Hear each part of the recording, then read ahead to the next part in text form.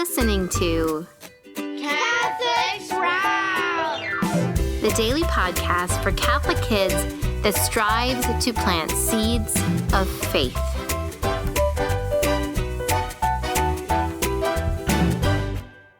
Greetings, young Squire Sprouts. Today is the 15th day in the 6th month in the year of our Lord 2024. My name is Sir Rolland Paterlot, and you're listening to Saturdays with Sir Rolland on Catholic Sprouts, where every Saturday we discuss the art of dragon slaying. Young Slayers, who's ready for a game of Dragon Slayers trivia? Well, I heard a bunch of you say me, so I guess we'll get started. Here's how it works. I'm going to ask a question about dragon slaying, and then I'll give you some multiple choice answers. If you think you know the answer right away without the multiple choice options, then you can just shout it out. Well, unless you're in a public library or your mom and dad just challenge you to play the quietest game, in which case you should probably remain silent.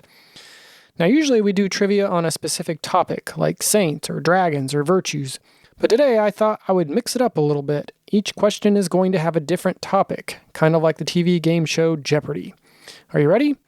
Here we go with our first question. The topic is dragons. This dragon attacked and wounded 3 kings in the Old Testament: King Herod, King Saul, and King David.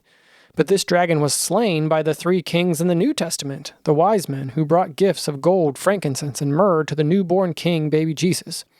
The dragon's name means to look upon another, and so it has everything to do with how we compare ourselves to other people. Name that dragon.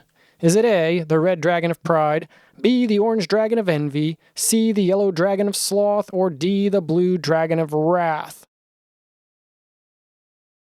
And the answer is B, the orange dragon of envy, envidia.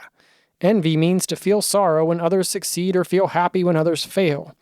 King Herod was envious of the newborn Jesus and ordered the massacre of the holy innocents to protect his throne.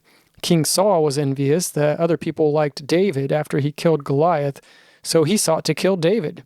And King David became envious of Uriah because he wanted his wife, which led him to being wounded by Agaba, the violet dragon of lust, and then Chaudhara, the blue dragon of wrath. Now, on the other hand, the 3 wise men from the east, kings themselves, they traveled a long way to worship and glorify the newborn King Jesus and bring him gifts to celebrate his birth. Okay, next question. The category for this question is the Chronicles of Sir Rolland, and it's geared specifically for those of you who have read the first book in the 7 Deadly Dragons book series, The Red Dragon of Pride. If you haven't read the book, then I highly recommend you get it, though I don't want to be wounded by the red dragon right now, so I'm not going to praise it too much.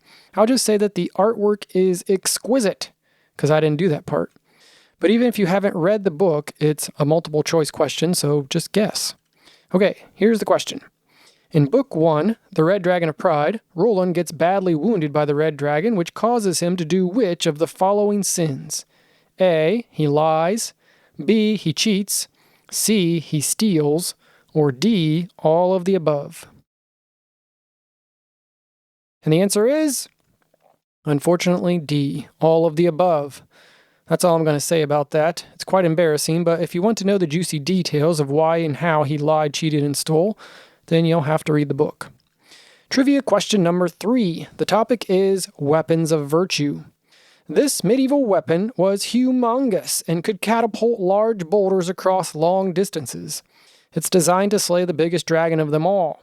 It represents a virtue that calls us to give of ourselves and serve others. It was mastered by legendary slayers such as St. Francis of Assisi, St. Nicholas, and St. Catherine Drexel. St. Mother of Teresa encapsulated this virtue with the quote, "Live simply so that others may simply live." Name that weapon of virtue. Is it A, the spear of zeal, B, the sword of humility, C, the trebuchet of generosity, D, the bow and arrow of chastity?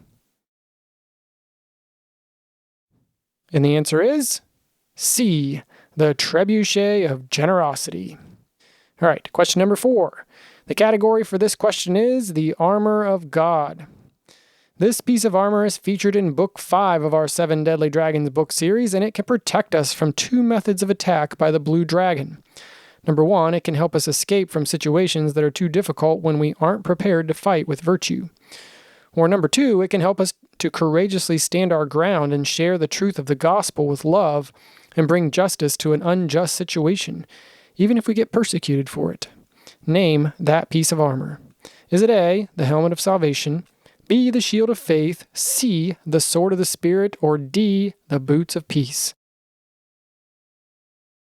And the answer is D, the boots of peace.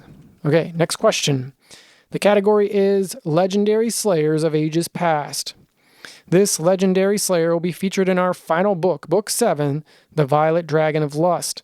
Her story is unique in that it was told almost 1,500 years after it ended. She's the only saint that I'm aware of who was canonized completely based on the power of her intercession, as she brought many miracles to a small town named Magnano. In her story, she courageously stands up to the most powerful man in the world who tries to force her to marry him. She endures many tortures and is miraculously saved several times by angels before she is finally martyred, and so her witness brought the conversion of many onlookers to the Christian faith. Name that dragon slayer. Is it A, Saint Philomena, B, Saint Lucy, C, Saint Odelia, or D, Saint Felicity? And the answer is A, Saint Philomena, the daughter of light. Okay, I think we can have time for one more. The category is Dragon Slaying Maxims. This dragon slaying maxim will be featured in the book about the indigo dragon of gluttony and is summed up beautifully by the featured saint in that book, Saint Therese of Lisieux, who said, "You cannot be half a saint. You must be a whole saint or no saint at all." Is it A, if a single dragon is your friend, then all of them will be your end? B, to kill the fruit of the dragon, you must get to the root of the dragon? C, if you let the dragon hover near, beware the dragon may disappear?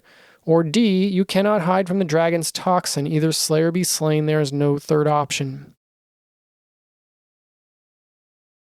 And the answer is A, if a single dragon is your friend, then all of them will be your end.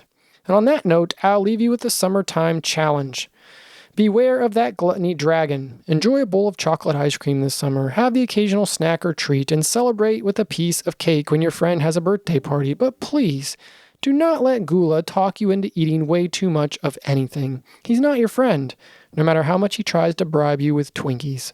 And until next week, I'll leave you under the protection of St. Michael the Great Archangel, St. Joseph the Terror of Dragons, and Mary, Queen of the Angels, Our Lady of Grace, and the woman whose seed crushed the head of the dragon.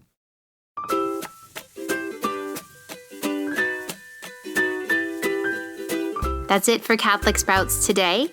We'll be back tomorrow, but until then, continue to grow in your faith and truly sprout into the beautiful creation that God created you to be. Hey parents and kids, our resource of the week for the Dragon Slayers Training Guild is a sneak peek at several of the coolest, never-before seen images from Book 4 of our new series, The Green Dragon of Greed. This book is set to release very soon. If you haven't ordered the series yet, order today to get books 1 through 4. If you're not in our training guild, then please register for free at extraordinarymission.com/7deadlydragons. And remember, listen to Catholic Sprouts every day, including Saturdays with Sir Rolland.